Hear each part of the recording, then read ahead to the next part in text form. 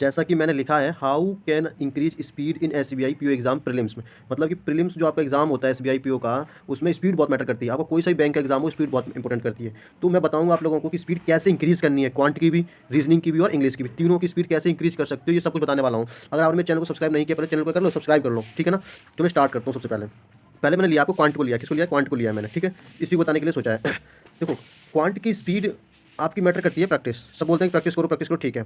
आपको ना स्पीड बढ़ाने के लिए ज़्यादा बड़ी कुछ नहीं करनी, छोटी छोटी चीज़ों को देखना होता है। छोटी छोटी चीज़ों का मतलब है कि आपकी कैलकुलेशन कितनी अच्छी है, आपको ऐड करने में कितना टाइम लगता है। क्या आप कोई ऐड करते टाइम, मल्टीप्लाई करते टाइम क्या कॉपी पेन का इस्तेमाल करते हो? अगर आप कॉपी पेन का इस्तेमाल कर रहे हो तो भाई साहब भूल जाओ, आपसे एग्जाम नहीं निकलेगा। सच बात है भाई, नहीं निकलेगा, कभी नहीं निकलेगा। तो देखो करना क्या है, करना आपको ये है कि सबसे पहले आपको करना पड़ेगा कि 1 से लेकर के ना 30-30 तक, कितने तक, 30 तक तो टेबल याद करनी पड़ेगी। क्या करनी पड़ेगी? टेबल। जैसे तुम हिंदी में कहते हो पहाड़ा। 1 से लेकर के 30 तक आपको याद करने पड़ेंगे भाई। और ऐसे याद होना चाहिए कि उंगलियों पर ट्रिक पे होना चाहिए। जैसे ही कुछ भी आए, जैसे जैसे 85 कितना होगा ना, 39 5 कितना होगा, ये सब ट्रिक पे होना चाहिए, ठीक है ना। आपको 1 से लेकर के 30 तक टेबल याद होनी चाहिए, पहली चीज़।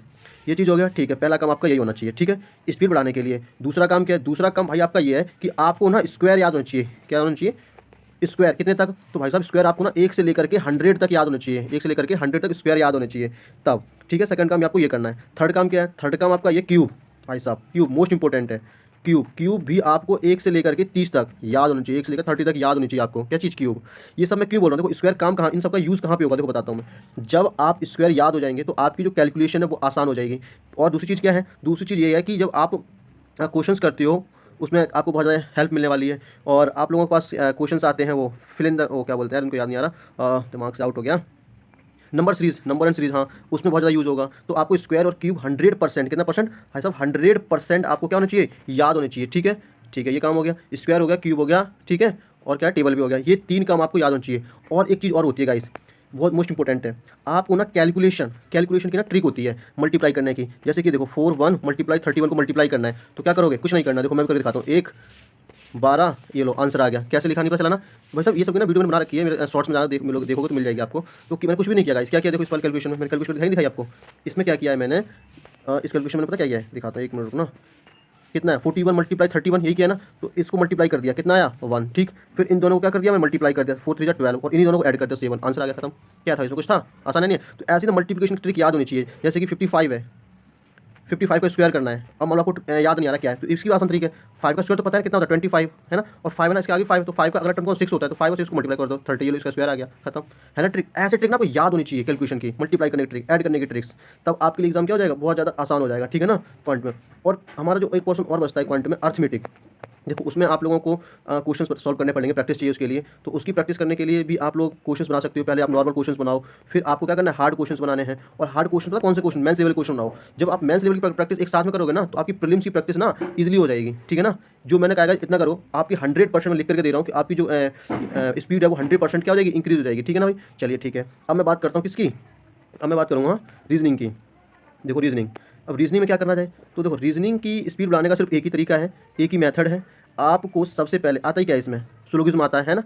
सिलोगिज्म होता है, इनइक्वालिटी इक्विटीज होता है, और क्या होती है? पजल्स होती है। तो आपको गाइस क्या करना है? पजल्स, जो भी टाइम लगता है वो पजल्स में टाइम लगता है समझने में। तो सबसे पहले क्या करना है? पजल्स के कम से कम आप लोग डेली 5 पजल लगाओ। कितनी पजल लगाओ? डेली 5। और हर टाइप की लगाओ, सिटिंग अरेंजमेंट, सर्कुलर बेस्ड, हर मतलब हर टाइप की अगर पजल बनाओ, 5 पजल डेली बनाओ।